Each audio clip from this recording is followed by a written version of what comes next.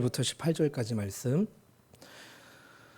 저와 여러분이 한 절씩 교독하시고 18절은 합독하도록 하겠습니다. 그러므로 나의 사랑하는 자들아, 너희가 나 있을 때뿐 아니라 더욱 지금 나 없을 때에도 항상 복종하여 두렵고 떨림으로 너희 구원을 이루라.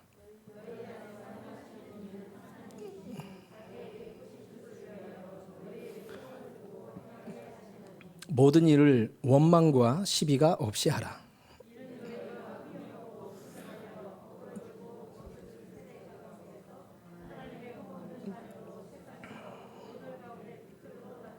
생명의 말씀을 밝혀 나의 다름질이 헛되지 아니하고 수고도 헛되지 아니하므로 그리스도의 날에 내가 자랑할 것이 있게 하려 함이라.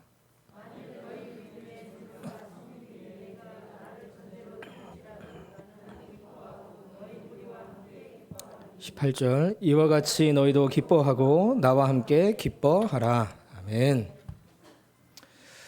우리가 현재 예수님을 영접하여 구원을 받았다면 저는 이 구원을 이렇게 말하고 싶습니다. 이미, 그러나 아직이라고요. 내가 예수님을 영접할 때 이미 우리는 구원을 받았습니다. 요한복음 5장 24절을 보면 내가 진실로 너희에게 이르노니 내 말을 듣고 또 나 보내신 이를 믿는 자는 영생을 얻었고 심판에 이르지 아니하나니 사망에서 생명으로 옮겨졌다라고 말씀하고 있죠. 그러니까 내가 예수님을 나의 구원자로 믿을 때 이미 사망에서 생명으로 옮겨진 것입니다. 멸망받아 죽을 사람에서 영생하는 생명이 주어진 것이죠. 그래서 영생을 얻었다고 했는데 이건 현재형입니다. 그때부터 이미 영생이 시작되었고 지금도 그 영생은 계속되어져 가고 있다라는 말씀입니다. 그러니까 우리가 예수님을 영접했다면 내가 구원받은 것은 분명한 사실이죠. 근데요, 구원은 받았는데 아직 완성된 것은 아닙니다. 사람으로 비유하자면 우리가 구원을 받았을 때는요, 장성한 어른으로 받은 것이 아니라 갓난아기 상태라는 거죠. 갓난아기도 분명히 사람이죠. 아기가 뭐 말 못하고 눈 못 마주친다고 사람이 아닌 게 아니잖아요. 사람입니다. 그러나 아직 어리기 때문에 많이 자라야 되는 것이죠. 그것이 바로 이미, 그러나 아직인 상태를 말하는 겁니다. 그래서 이미 구원은 받았지만 아직 완성된 상태가 아니기 때문에 우리는요, 구원을 이루어 가야 합니다. 12절에 이렇게 얘기하는 거죠. 그러므로 나의 사랑하는 자들아, 너희가 나 있을 때뿐 아니라 더욱 지금 나 없을 때에도 항상 복종하여 두렵고 떨림으로 뭐예요? 너희 구원을 이루라 말씀합니다. 바울이 빌립보 교회의 교인들과 함께 있을 때뿐만 아니라 같이 있지 않는다 하더라도 구원을 이루어 가야 된다라고 말하고 있는 거죠. 구원을 이루라라는 말은요, 구원을 받으라라는 말이 아닙니다. 앞서 말씀드린 바와 같이 이미 우리는 구원을 받았습니다. 여기에서 구원을 이루라라는 말은 내가 구원받은 것을 내 생활 속에서 나타내 보여줘야 된다. 이미 구원을 받은 사람이기 때문에 구원받은 자답게 살아내야 되는 것을 드러내야 된다. 또는 예수님을 닮을 때까지 계속해서 성장해야 된다. 성화의 길을 가야 된다. 라는 의미로 우리는 받아들여야 됩니다. 그러니까 더 성장하라는 것이죠. 더 성숙되어야 된다는 겁니다. 많은 기독교인들이 나는 이미 구원을 받았기 때문에 이젠 됐다라고 생각합니다. 물론 이미 구원을 우린 받았기 때문에 천국은 가게 되어집니다. 구원을 잃어버린 것이 아니기 때문에 우리가 받은 구원을 주님께서 반드시 지켜주실 것입니다. 그래서 내가 설령 교회에서 상처를 받고 힘든 일이 있어서 주님에게로부터 조금 멀어진다 하더라도 우리 주님이 우리를 포기하거나 놓진 않으십니다.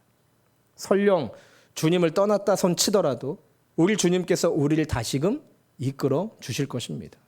이것은 아주 귀한 은혜이죠. 그러나 이것으로 만족해서는 안 됩니다. 구원받은 것도 중요한데요. 구원을 이루어 가는 것이 더욱더 중요하기 때문입니다. 그래서 오늘 말씀에서 구원을 이루라라고 명령하고 있는 거죠. 자, 그렇다면 우리는 이 땅에서 어떻게 구원을 이루어 갈 수 있을까요? 즉, 완벽하게 예수님을 닮은 그 모습으로 어떻게 우리는 살아갈 수 있을까요? 물론 결코 쉽지 않은 일일 것입니다. 그러나 우리는 아직 아니기 때문에 계속 달려가야 한다라는 이 사실을 우리의 목숨이 붙어 있는 한, 우리가 이 땅에서 살아 있는 한, 한시라도 잊어서는 안 될 것입니다. 자, 그렇다면 이제 어떻게 하는 것이 구원을 이루어 가는 것인지 궁금하시죠? 구원을 이루어 예수님을 닮아가는 단계까지 가려면 어떤 것들이 필요할까요? 당장 생각나는 거는 주일 성수하고 예배 잘 드리고 봉사와 헌신도 하고 기도도 열심히 하고 사람들 돕고 선행을 베풀고 하나님이 나에게 맡겨주신 사명도 감당하고 또 복음 전하는 사명도 감당하고 또 말씀 나누기 전에 이 귀한 나눔이 있었던 것처럼 하나님이 어떠한 마음을 주시면 순종하기도 하고 이런 것들이 떠오르지 않겠습니까? 물론 16절의 앞부분에서 생명의 말씀을 밝히라 말씀한 것으로 인해서 성경 말씀 잘 붙들고 말씀을 전하라는 덕목도 있겠지만요. 오늘 본문에서 가장 강조하고 있는 것은 그런 것들이 아닙니다. 우리의 생각과 전혀 다른 것을 말씀하는데요. 16절 모든 일을 원망과 시비가 없이 하라 말씀합니다. 우리 생각과 달리 주님은 구원을 이루어 가라 라고 말씀하시면서 원망과 시비가 없어야 된다 라고 말씀하고 있죠. 구원을 이루어 가는데 모든 일에 원망과 시비가 없이 하는 것이 너무너무 중요한 문제다라고 보신 겁니다. 어떻게 보면 12절에서 구원을 이루라라고 말씀하신 말씀 앞에 두렵고 떨림으로 구원을 이루라라고 하셨는데 원망과 시비가 없어야 한다라는 두렵고 떨리는 마음을 가져야 한다라고 볼 수 있을 것입니다. 여러분은 원망은요, 불평을 품고 수군거린다라는 의미를 가집니다. 우리 주변에도 그런 사람 많죠? 입만 딱 열면은 원망 하는 사람들. 시비는 의심하며 공격적으로 논쟁하는 자세를 말합니다. 우리 주변에 역시 걸핏하면 딴지 걸면서 시비 거는 사람 많이 있죠? 지금 떠오르는 그 사람. 그죠? 사실 이 두 가지는 연결이 됩니다. 원망이 생기면요, 시비를 걸 수밖에 없어요. 그리고 원망은 주로 하나님께 하고 시비는 사람에게 걸죠. 하나님을 신뢰하지 못할 때,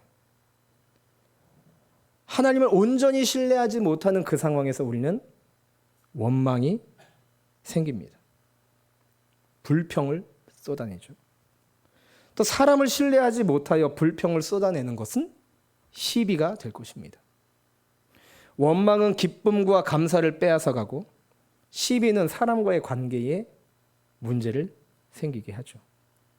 그래서 이 원망과 시비는 신앙생활에서도 문제를 일으키고 사람들과의 관계도 어렵게 합니다.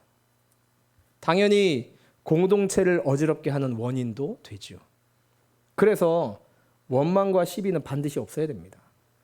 근데요, 오늘 말씀에서는 원망과 시비를 없이 해야 된다라고 말씀하면서 그 앞에 뭐가 붙어 있죠?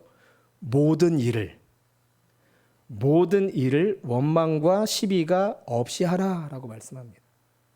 특별한 상황에서 그러라는 것이 아니라 우리가 부딪히는 모든 일들 가운데 원망과 시비가 없어야 된다라는 말씀이죠. 현재 내가 맡은 일에 대하여, 고난에 대하여, 유혹에 대하여, 갑자기 생긴 어려운 상황에 대하여 내가 처한 모든 환경에서 원망과 시비가 없어야 된다는 겁니다. 근데 여러분, 이게 어디 쉬운 일입니까? 왜 이런 일이 나에게 일어났는지 이해가 안 되는 상황에서도 원망하지 않을 사람이 몇 명이나 되겠습니까?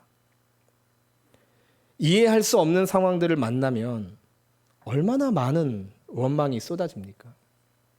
하나님만이 아니라 부모나 배우자, 이웃과 직장의 상급자를 우리는 얼마나 많이 원망합니까? 어떤 사람은 하나님은 원망하지 않을지 모르나 가족과 이 시대를 얼마나 원망하는지 모릅니다.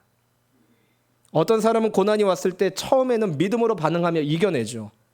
이것을 통해 성장하게 해달라라고 기도합니다. 그런데 그 고난이 끊어지지 않고 계속해서 이어지면 원망으로 바뀌기도 합니다.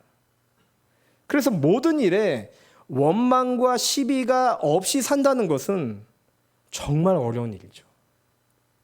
그런데 성경에 보면 모든 일에 원망과 시비가 없이 산 사람도 등장합니다. 요셉 보세요. 그는 원망이 들 수밖에 없는 삶이었습니다. 형들에게 왕따를 당했죠. 형들이 죽이려고 구렁텅이에 떨어뜨리기도 했습니다. 나중에 돈을 받고 노예로 팔기도 했습니다. 그런데 그가요, 형들을 원망했다는 성경 구절이 등장하지 않죠. 원망하지 않았다라는 겁니다. 보디발의 아내의 유혹을 물리쳤는데 억울하게 옥에 갇히죠. 이쯤 되면 보디발의 아내나 보디발을 원망하거나 하나님께 원망을 쏟아내는 것이 당연한데 그런 적이 없습니다. 바울을 보십시오. 그가 빌립보에 가서 복음을 전할 때 한 귀신 들린 여종이 자꾸 방해를 하죠. 그래서 귀신 내쫓고 그 여종을 온전케 해줍니다. 그런데 그 여종이 마술을 해서 돈을 벌었는데 멀쩡해지고 난 뒤에 마술을 안 하게 되면 주인들이 그것을 빌미로 돈을 벌지 못하니까 주인들이 화를 내고 바울을 고발하여 옥에 가둡니다. 옥에서 많은 매를 맞죠. 누가 봐도 하나님 지금 이게 뭡니까? 제가 지금 복음 전하는 일을 열심히 하다가 귀신까지 내쫓아줬는데 내가 지금 이게 맞을 일입니까? 하고 원망할 수 있죠. 그러나 바울은 원망하지 않고 오히려 옥에서 뭐 하죠? 찬양을 합니다. 하나님을 찬송하죠. 그 절망적인 상황에서도 원망하지 않습니다. 그리고 복음 전하는 그 사명을 후회하거나 포기하지 않습니다. 자기 처지를 비관하지도 않습니다. 오히려 옥에서도 하나님을 찬양하죠. 이렇게 성경을 보면 하나님의 사람들 중에 모든 일에 원망과 시비로 반응하지 않은 사람들이 등장한다라는 것은 우리도 그럴 수 있다라는 도전이 되기도 합니다. 그 사람들도 사람이고 우리도 사람이지 않습니까? 물론 성경에 등장하는 특별한 사람이기도 하지만 우리도 특별한 사람 아닙니까? 다 같이 하나님의 자녀된 우리.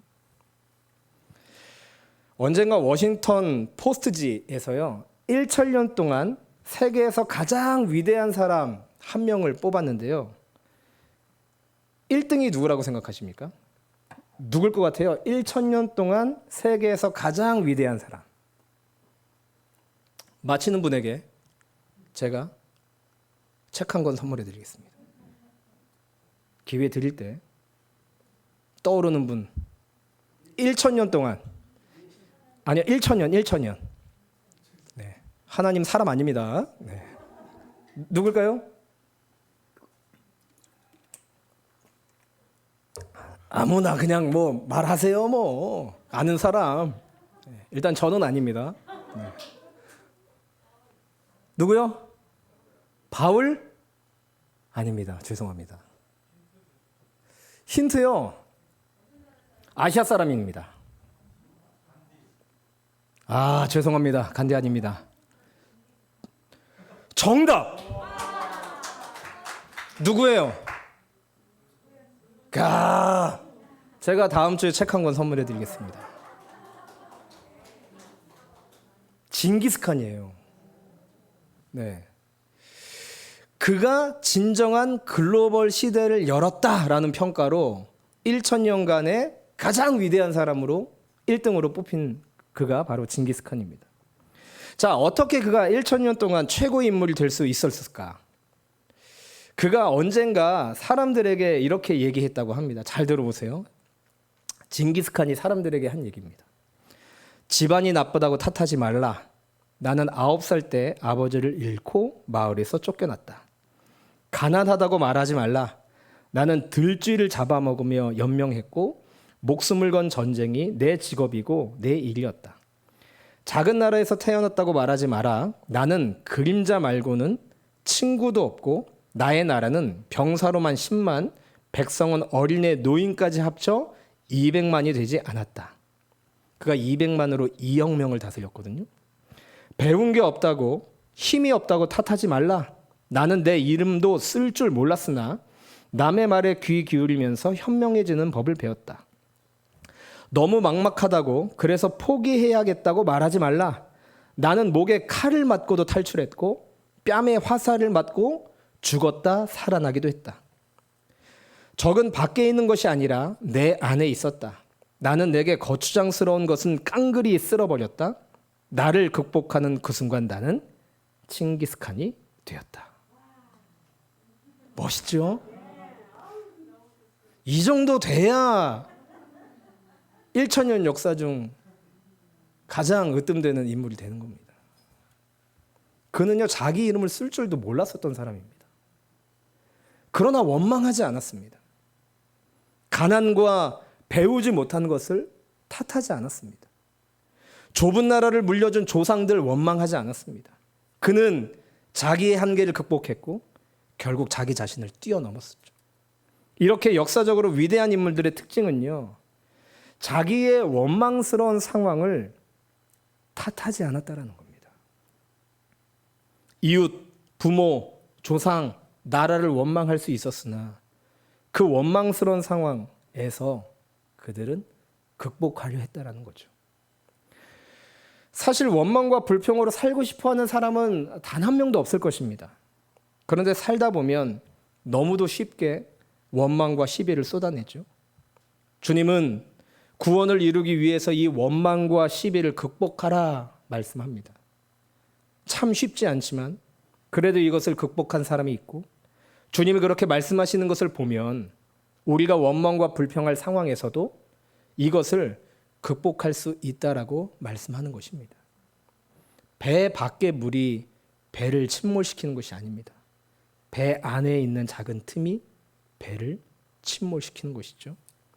내 인생을 침몰시키는 것도 마찬가지입니다. 나 밖에서의 나쁜 상황이 아닙니다. 내 안에 자리 잡고 있는 원망과 시비가 문제라는 거죠. 모든 일에 원망과 시비가 없이 하라. 이렇게 모든 일에 원망과 시비가 없을 때 어떻게 됩니까? 15절, 이는 너희가 흠이 없고 순전하여 어그러지고 거스르는 세대 가운데서 하나님의 흠 없는 자녀로 세상에서 그들 가운데 빛들로 나타내며. 이 시대는 어그러지고 거스르는 세대입니다. 어그러진다라는 말은 뒤틀렸다라는 뜻입니다. 본래 상태를 잃어버리고 뒤틀렸다라는 것이죠. 거스른다라는 말은요, 거역하다라는 의미입니다. 하나님의 뜻을 거역합니다. 거역하는 정도를 넘어서 대항하죠. 이 시대도 하나님의 권위, 부모의 권위, 교사의 권위, 어른들의 권위가 무너진 지 오래지 않습니까? 사람들이 얼마나 거칠고 사나운지 모르겠습니다. 온갖 미신과 우상 숭배가 우리를 부추기죠. 몇 년 전에 도깨비하고 저승상자가 너무 잘생긴 사람들로 캐스팅돼서 우리의 마음을 설레었죠. 도깨비 하면, 옛날 도깨비 하면 무서웠는데 지금 도깨비 하면 공유가 생각나고, 저승사자 그러면 누구죠? 이동욱이 생각나고, 바바리 막 입고 잘생긴.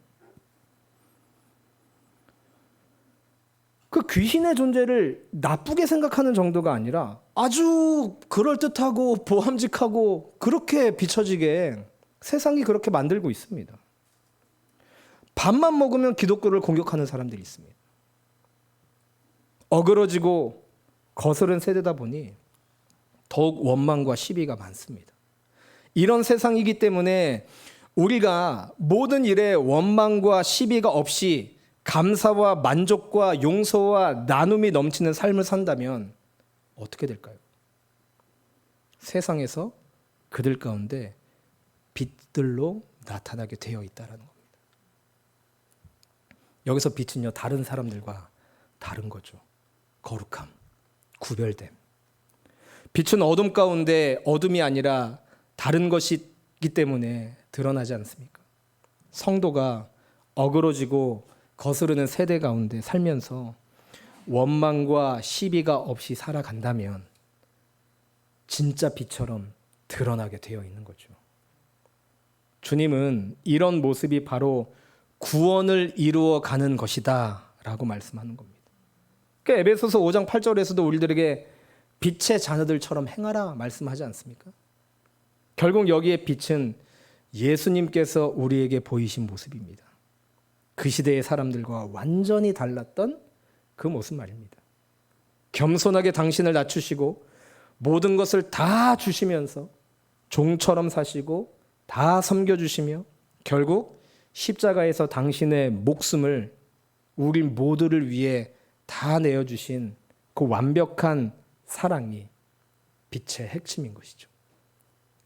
이 사랑을 세상에 나타내는 것, 드러내는 것이 바로 빛을 나타내는 삶인 것입니다. 그래야 어그러지고 거스르는 세상이 빛을 드러내는 우리로 인해 더 나은 세상이 되어질 것입니다. 더 밝은 세상이 되어지는 것이죠. 이것이 저와 여러분에게 주신 우리 주님의 귀한 사명이기도 합니다. 그러나 실질적으로 직장 생활하면서 이렇게 빛을 발하며 사는 것이 말처럼 쉬운 일은 아니죠. 오늘 이 말씀이 삶의 실제가 되는 것이 그리 쉽지만은 않습니다. 그런데도 주님은 어그러지고 거스르는 이 세상에서 빛을 나타내며 살라라고 강력하게 말씀하시고 명령하고 계십니다. 우리 주님은 세상이 그런 곳이라는 것을 너무나 잘 알고 계세요. 어그러지고 거스르는 곳. 너희가 세상에서 빛이요 소금이라고 말씀하실 때는 이 세상에서 빛과 소금의 역할이 정말 필요할 만큼 세상이 엉망이라는 것을 아시고 말씀하신 것입니다. 그렇게 살아야 된다라고 말씀하는 거죠. 우리가 분명히 알아야 될 것이 있습니다. 신앙생활의 무대는 교회가 아니라는 겁니다. 교회가 완전히 아니라고는 할 수는 없으나 주 무대는 아니죠. 신앙생활의 무대는 교회가 아니라 여러분의 가정이요, 여러분의 일터요, 여러분이 서 있는 그곳입니다. 거기에서 신앙생활의 열매를 거두어야 된다는 거죠. 그리스도의 빛을 나타내야 할 곳은 교회가 아니라 세상입니다. 교회는요, 그래도 비교적 밝습니다. 빛이 있어요. 빛이 있는 곳에 또 빛을 비추면 크게 드러나지가 않습니다. 빛은요, 어두운 곳에서 비칠 때 진짜 그 빛이 어떠한 빛인가가 드러나게 되어지죠. 세상이 어그러지고 거스르는 곳이기 때문에 빛은요, 빛된 우리는요, 그 세상 가운데 나아가 그 빛을 드러내야 되는 것입니다. 지금까지 구원을 이루라, 구원을 이루는 구체적인 길 중에 하나는 모든 일에 원망과 시비가 없게 하는 것이다. 그렇게 살아갈 때 세상의 빛을 드러내게 되어 있다라고 말씀을 나누었습니다. 바울은 이렇게 살아가는 성도들의 모습을 소망하고 있습니다. 이것은 우리 주님의 마음이기도 하죠. 그러면서 그렇게 우리가 살아갈 때 어떠한 일이 일어나는지 16절과 18절에서 이렇게 말씀합니다. 생명의 말씀을 밝혀 나의 다름질이 헛되지 아니하고 수고도 헛되지 아니하므로 그리스도의 날에 내가 자랑할 것이 있게 하려 함이라. 만일 너희 믿음의 재물과 섬김 위에 내가 나를 전제로 드릴지라도 나는 기뻐하고 너희 무리와 함께 기뻐하리니 이와 같이 너희도 기뻐하고 나와 함께 기뻐하라. 성도들의 이런 모습을 볼 때 바울은 그동안 수고한 것이 헛되지 않았다라고 생각을 합니다. 그리고 그런 성도들이 나의 자랑이 되어질 것이다 라고 말씀하고 있어요. 심지어는 내가 나를 전제로 드릴지라도 나는 기뻐할 것이다 라고 얘기를 하고 있습니다. 전제는요, 구약 시대 때 드린 제사로 포도주를 전부 쏟아 부어 드리는 것이 특징이었습니다. 그러니까 하나도 남김없이 다 드리는 제사. 바울은 성도들을 위해 한 방울의 포도주를 남기지 않아도 다 드리듯이 수고하고 애쓰더라도 성도들이 원망과 시비를 할 만한 상황에서 하지 않고 다른 사람에게 좋은 영향을 미치는 것을 보면 나는 그것이 내 안에 참된 기쁨이고 그것만큼 더 바랄 나위가 없다라고 말하는 겁니다. 목사의 마음도 그렇습니다. 목사의 최고의 기쁨이 뭔지 아십니까? 예산 늘어나는 거요? 교인 늘어나는 거요? 아닙니다. 성도들이 성장하는 것을 보면요, 그게 그렇게 기뻐요. 목사인 제가 볼 때도 정말 미안할 정도의 그런 안 좋은 상황임에도 불구하고 원망하거나 시비하지 않고 믿음으로 이겨내는 것을 볼 때, 버티고 견디고 그래도 주님께 소망을 두는 것을 볼 때 목사된 보람이 느껴져요. 아, 목사 잘 됐다. 내가 이런 거를 직접 보니 정말 감사하다. 너무 기쁘다. 그런 성도는요, 막 자랑하고 싶습니다. 제가 여기 계신 분들 다 자랑하고 싶은데 지금 자랑하면은 오늘 시간 모자라요. 한 명 한 명 다 자랑하고 싶은데 따로 오세요. 그럼 제가 자랑해드리겠습니다. 목사가 볼 때도 하물며 그런데 우리 주님 보실 때 얼마나 기쁘시겠습니까? 얼마나 자랑스러우시겠어요? 사랑하는 여러분, 힘들고 어려운 것 제가 아는 것보다 우리 주님이 더 잘 아십니다. 그럼에도 불구하고 우리 주님께서 오늘 저와 여러분에게 말씀합니다. 구원을 이루어 가야 한다. 주님 닮아가다요, 넘어질 수 있습니다. 무너질 수 있어요. 그러면 또다시 일어나서 주님 바라보며 달려가시기 바랍니다. 모든 일에 원망과 시비가 없이 하여 세상에 빛을 비추어 우리에게 주신 사명인 그 구원을 하루하루 이루어 나가는 저와 여러분 되어주길 주님의 이름으로 축원드립니다. 기도하겠습니다. 하나님 감사합니다. 모든 일에 원망과 시비가 없이 하여 세상에 빛을 비추며 완전한 구원을 이루어가는 우리 모두가 되게 하여 주옵소서. 빛의 자녀들처럼 살아내는 이번 한 주 되게 하옵소서. 이제는 우리 구주 예수 그리스도의 은혜와 아버지 하나님의 무한하신 사랑하심과 성령 하나님의 인도하심, 함께하심, 교통하심, 도우심, 위로하심이 모든 일에 원망과 시비가 없이 하여 세상에 빛을 비추며 완전한 구원을 이루어 가겠노라 결단하는 사랑하는 제주누리교회 모든 성도님들의 머리 위에 가정과 자녀들, 일터와 사업장 이제로부터 영원토록 함께하여 주시기를 간절히 축원하옵나이다. 아멘.